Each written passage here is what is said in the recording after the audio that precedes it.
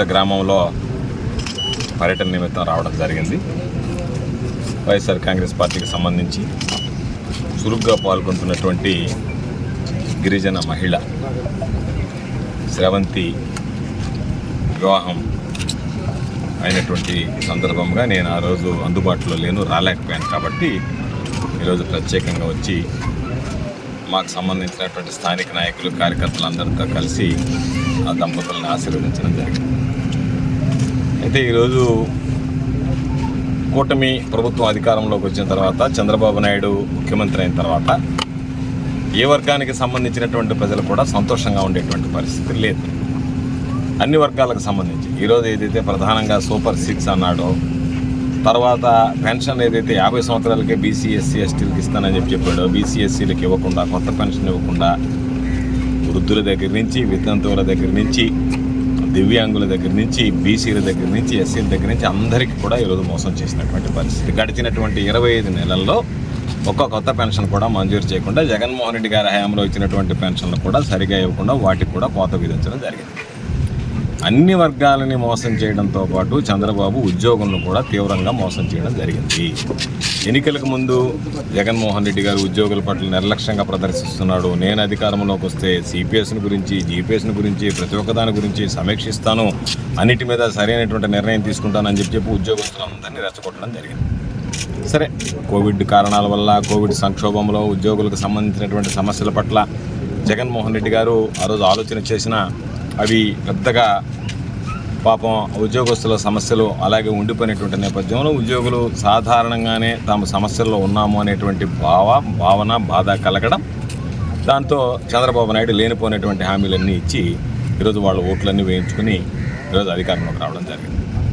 అధికారంలోకి వచ్చిన తర్వాత దాదాపుగా ఉద్యోగస్తులకు సంబంధించి 35,000 నుంచి 40,000 కోట్ల రూపాయలు బకాయిలు ఉంటే వాటి గురించి పట్టించుకోకుండా, అసలు పీఆర్సీ వేయకుండా, వాళ్ళకి సంబంధించినటువంటి డిఏల గురించి పట్టించుకునేటువంటి పరిస్థితి లేదు, వాళ్ళకున్నటువంటి అరియర్స్ల గురించి పట్టించుకునేటువంటి పరిస్థితి లేదు, వాళ్ళకి సంబంధించినటువంటి ఎర్నింగ్ లీవ్స్ ఉంటే ఆ లీవ్స్ని గురించి వాళ్ళకి సంబంధించి ఎన్కాష్మెంట్ లేకుండా పోయింది, ఉన్నటువంటి బకాయిలు లేవు. అన్ని రకాల ఈరోజు ఉద్యోగస్తులు తీవ్రమైనటువంటి ఇబ్బందుల్లో ఆ కుటుంబాలు సంక్షోభంలో పడిపోయేటువంటి పరిస్థితి ఏర్పడింది. కాబట్టి జీతం పెంచకుండా, వాళ్ళకి ఇవ్వాల్సినటువంటి బకాయిలు ఇవ్వకుండా, డిఏలకు సంబంధించినటువంటి అరియర్స్ని చెల్లించకుండా ఈరోజు ఎక్కడా కూడా అందరూ అంటున్నారు జగన్మోహన్ రెడ్డి గారు ఉన్నప్పుడు కనీసం డిఏలైనా సరిగ్గా వచ్చేది, నేను నెలకే జీతం ఇస్తాను, ప్రతి నెల టెన్షన్గా జీతం ఇస్తాను, ఈరోజు దాన్ని విస్మరించాడు. కాబట్టి అన్ని వర్గాలను ఏ విధంగా అయితే చంద్రబాబు నాయుడు మోసం చేశాడో ఉద్యోగులను కూడా మోసం చేయడం అనేటువంటిది దురదృష్టకరమైనటువంటి సంఘటన. దానితో పాటు ఈరోజు గ్రామాల్లో తిరిగితే పాపం అభివృద్ధి, సంక్షేమం అనేటువంటిది ఏదైనా జరిగితే వైఎస్ఆర్ కాంగ్రెస్ పార్టీ ప్రభుత్వంలో జరిగింది. జగన్మోహన్ రెడ్డి గారు ముఖ్యమంత్రిగా ఉన్నప్పుడు జరిగింది. నేను మంత్రిగా ఉన్నప్పుడు, ఈ ప్రాంతానికి సంబంధించి శాసనసభ్యుడిగా ఉన్నప్పుడు పేదల గురించి ఆలోచన చేశాం. అత్యంత ఖరీదైనటువంటి నెల్లూరు కోతవేడు దూరంలో ఉండేటువంటి ప్రాంతాల్లో ప్రభుత్వ భూములు ఉంటే ప్రభుత్వ భూములు సేకరించి ఇళ్ల స్థలాలు ఇచ్చాం, లేకపోతే కొనుగోలు చేసి ఇళ్ల స్థలాలు ఇచ్చాం, ఇళ్ల స్థలాలు ఇచ్చి ఇళ్ళు మంజూరు చేశాం. ఈరోజు మీరు ఇళ్ల స్థలాలు ఇచ్చేటువంటి పరిస్థితి లేదు, ఇళ్ళు మంజూరు చేసేటువంటి పరిస్థితి లేదు, కట్టుకున్నటువంటి ఇళ్ళకి బిల్లులు చెల్లించేటువంటి పరిస్థితి లేదు, పెన్షన్లు ఇవ్వకుండా, ఇళ్ల స్థలాలు ఇవ్వకుండా, ఇళ్ళు గట్టి ఇవ్వకుండా, అభివృద్ధి సంక్షేమం మీద దృష్టి పెట్టకుండా, ఈరోజు నువ్వు చెప్పినటువంటి సంక్షేమ కార్యక్రమాలు అమలు చేయకుండా సూపర్ 6, సూపర్ 7 అని చెప్పి ఈరోజు చంద్రబాబు నాయుడు నిస్సిగ్గుగా ఏమాత్రం కూడా ఆలోచన చేయకుండా సూపర్ 6, సూపర్ హిట్ అన్నీ అమలు చేశానని చెప్పి చెప్పుకునేటువంటి పరిస్థితి ఏర్పడింది. కాబట్టి ప్రజలందరూ అడుగుతున్నారు, నువ్వు సిలిండర్ ఇచ్చావా, నువ్వు దానికి సంబంధించి ఉచిత గ్యాస్ సిలిండర్ అని చెప్పి ఇచ్చావా, 1,500 రూపాయల నెలకు ఆడబెట్టినది అన్నావు, అది ఇచ్చావా, దానితో పాటు ఈరోజు 3,000 రూపాయలు నిరుద్యోగ భృతి అన్నావు, అది ఇచ్చావా, తల్లికి వందనం అన్నావు, అవి పూర్తిగా ఇస్తున్నావా, ఏది కూడా ఇచ్చేటువంటి పరిస్థితి లేదు. చంద్రబాబు నాయుడు ఆలోచన అంతా తన భుజాన్ని తాను తట్టుకుని నేను బ్రహ్మాండమైనటువంటి పరిపాలన సాగిస్తున్నానని చెప్పడం, ఈరోజు సార్ పేరుతో తనకు అనుకూలమైనటువంటి వాళ్ళు ఓట్లు చేర్చుకుని మిగతా వాళ్ళు వైఎస్ఆర్ కాంగ్రెస్ పార్టీ సానుభూతి పొంది ఉంటే వాళ్ళ ఓట్లని తొలగించాలనేటువంటి ఒక దుర్మార్గమైనటువంటి కుట్రలు కుతంత్రాలతో ఈరోజు చంద్రబాబు నాయుడు పరిపాలన సాగిస్తున్నాడు. కాబట్టి ఎక్కడికన్నా గ్రామాల్లో వెళ్తే ఎతికినా సరే ఈరోజు సిమెంట్ రోడ్లు చూస్తే గర్వంగా చెప్పగలం, ఇది వైఎస్ఆర్ కాంగ్రెస్ పార్టీ ప్రభుత్వం హయాంలో వేసినటువంటి రోడ్లు. మీరు చేసినటువంటి అభివృద్ధి ఏదైనా ఉందంటే శూన్యం, సంక్షేమం ఏదన్నా ఉందంటే మోసం. దాంతోపాటు ఏదైనా గ్రామాల అరాచకాలు, నిద్రలేస్తే పోలీసులను పురుగొల్పడం, వాళ్ళని ఓడలోకి పంపించడం, వైఎస్ఆర్ కాంగ్రెస్ పార్టీ సానుభూతి పరులు ఉంటే వాళ్ళ మీద, అదే కాక సామాన్యుడు ఎవడన్నా ఉంటే వాడి మీద దౌర్జన్యాలు చేయడం, తెలుగుదేశం పార్టీకి సంబంధించినటువంటి నాయకులు వాళ్ళ ఆస్తులు లాక్కోవడం, వాళ్ళకి సంబంధించి దాడులు చేయడం. ఈరోజు ఈ రాష్ట్రంలో అసలు పరిపాలన ఉందా? పోలీసు వ్యవస్థ అనేటువంటి ప్రజలకు రక్షణ కల్పిస్తుందా? లేదనుకుంటే ప్రజల పాపం పోలీస్ స్టేషన్కి వెళ్ళాలంటేనే భయపడేటువంటి పరిస్థితి ఏర్పడింది. అయ్యో ఇక్కడికి పోతే బాధితులు నిందితులుగా మారిపోతున్నారు అనేటువంటి భావం కలుగుతుంది. కాబట్టి ఖచ్చితంగా రాబోయేటువంటి రోజులు ఈరోజు ప్రజలందరూ గమనించారు. 2 సంవత్సరాల కాలంలోనే చంద్రబాబు నాయుడు పరిపాలన ఏ విధంగా ఉంది, పరిపాలన తీరు ఏ విధంగా ఉంది అని చెప్పి గమనించారు. ఏదైనా సరే ప్రశ్నిస్తానంటూ అధికారంలోకి వచ్చినటువంటి పవన్ కళ్యాణ్ పలాయన చిత్తగించి భుజాలకు ఆపరేషన్ చేయించుకుంటూ తిరుగుతున్నాడు పాపం ఆయన. ఎందుకంటే భుజాలకు ఆపరేషన్ అవసరమైంది. చంద్రబాబు నాయుడు కొడుకుని 2 భుజాల మీద మోసి ఆ భుజాలు నొబ్బొట్టి ఈరోజు ఒక భుజానికి ఆపరేషన్ చేయించుకున్నాడు. రేపు మళ్ళీ వాళ్ళ కొడుకుని పోసినటువంటి భుజానికి కూడా ఆపరేషన్ చేయించుకునేటువంటి పరిస్థితి ఏర్పడింది. కాబట్టి చౌకబారు మాటలు, చౌకబారు చేష్టలు, చౌకబారు విధానాలతో ఈరోజు ఏదో ఒక విధంగా అధికారంలోకి వచ్చినటువంటి మీరు ప్రజల గురించి ఆలోచన చేయకుండా, ప్రజలకు సంబంధించినటువంటి రక్షణ కల్పించాలనేటువంటి ఆలోచన చేయకుండా, ప్రజలకు అభివృద్ధి సంక్షేమ కార్యక్రమాలు అమలు చేయాలనేటువంటి లక్ష్యంతో పనిచేయకుండా మీ ఇష్టారాజ్యంగా వ్యవహరించినటువంటి దుర్మార్గం అనేటువంటిది ప్రజలు కీలేరికి వాత పెడతారనేటువంటి విషయాన్ని మీరు గుర్తుంచుకోండి.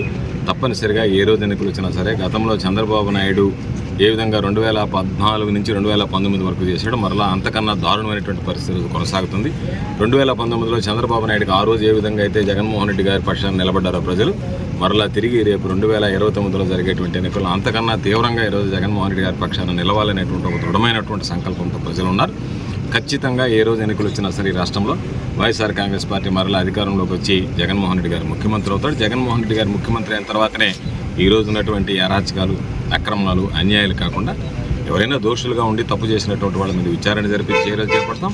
అదేవిధంగా ప్రతి ఒక్క కుటుంబానికి అండగా నిలిచి ప్రతి ఒక్కరికి అభివృద్ధి సంక్షేమ కార్యక్రమాలు అమలు చేసేటువంటి దిశగా అభివృద్ధి సంక్షేమం లక్ష్యంగా రాబోయేటువంటి రోజుల్లో కూడా పనిచేయడం జరుగుతుంది. ఈ విధంగా ఈరోజు చంద్రబాబు నాయుడు లాగా కక్ష కార్పణ్యాలతో గ్రామాలు తగలబెట్టి గ్రామ ప్రజల మధ్య చిచ్చులు పెట్టేటువంటి పరిస్థితి ఉండదని చెప్పి ఈ సందర్భంగా తెలియజేస్తాను.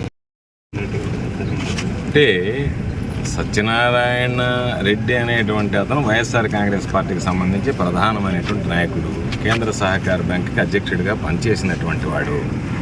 ఆయనని ఒక అక్రమ కేసు బనాయించి అనేక రకాలైనటువంటి పీటీ వారెంట్లు పెట్టి దాదాపుగా 100 రోజులు 97 రోజులు ఆయన జైల్లో నిర్బంధించి జైలు నుంచి విడుదలయ్యాడు. ఆయన ఇంటికి ప్రజలు గుంపులుగా తరలి వస్తుంటే ఆయనే మీరందరూ ఎందుకు రావడం, నేనే రోజుకు ఒక గ్రామానికి వచ్చి మిమ్మల్ని అందరినీ కలుసుకుంటానని చెప్పి రోజుకు ఒక గ్రామానికి వెళ్ళి కలుసుకుంటున్నాడు.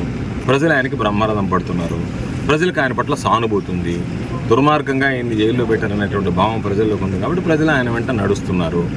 అటువంటి నేపథ్యంలో ఆయన నియంత్రించడానికి పోలీసులు వెళ్ళి, దాంతోపాటు తెలుగుదేశం పార్టీ గోండాలు వెళ్ళి ఆయన్ని దూషించడం, తిట్టడం, దుర్భాషలాడడం, దానికి సంబంధించి పోలీసులు మీరు తిరగడానికి లేదు అని చెప్పి అంటే మనం ప్రజాస్వామ్య వ్యవస్థలో ఉన్నామా, రాజ్యాంగ పరిధిలో ఈరోజు పోలీసులు పనిచేస్తున్నారా, లేకపోతే నియంతృత్వ పోకడలతో పనిచేస్తున్నారో కూడా తెలియనటువంటి పరిస్థితి. కాబట్టి ఒక వ్యక్తి ఈరోజు ప్రజల్లోకి స్వచ్ఛందంగా వెళ్ళేటువంటి స్వతంత్రం కూడా, స్వేచ్ఛ కూడా లేకుండా ఈ ప్రభుత్వం పరిపాలిస్తుందంటే దాని అర్థం ప్రజల్లోకి వెళ్తే విషయాలు బయటపడుతున్నాయి, ఆయన పట్ల సానుభూతి పెరుగుతుంది, ఈ ప్రభుత్వం పట్ల వ్యతిరేకత ప్రబలుతుంది. కాబట్టి దాన్ని బలవంతంగా అణిచివేయాలి, అణగదొక్కాలనేటువంటి లక్ష్యంతో పనిచేస్తున్నారు. సత్యనారాయణ రెడ్డి 100 రోజులు జైల్లో ఉంటేనే భయపడినటువంటి వ్యక్తి, ఇటువంటి ఉడత బెదిరింపులకు భయపడేటువంటి పిరికివాడు కాదు. తప్పనిసరిగా లక్ష్య సాధనలో వైఎస్ఆర్ కాంగ్రెస్ పార్టీకి ఉన్నటువంటి ఒక బలమైనటువంటి నాయకుడు, ఆయుధంగా పనిచేసేటువంటి వాడు, జగన్మోహన్ రెడ్డి గారి సైనికుడు. తప్పనిసరిగా ఆయనకి వైఎస్ఆర్ కాంగ్రెస్ పార్టీ అక్కడ ఉన్నటువంటి స్థానిక మాజీ శాసనసభ్యుడిగా ఉన్నటువంటి కిలివేటి సంజయ్ గారి ఆధ్వర్యంలో, కిలివేటి సంజయ్ సూచనల మేరకు తప్పనిసరిగా మేమందరం కూడా ఆ కుటుంబానికి, సత్యనారాయణ రెడ్డికి అండగా నిలవడం జరుగుతుందని చెప్పి తెలియజేస్తున్నాం.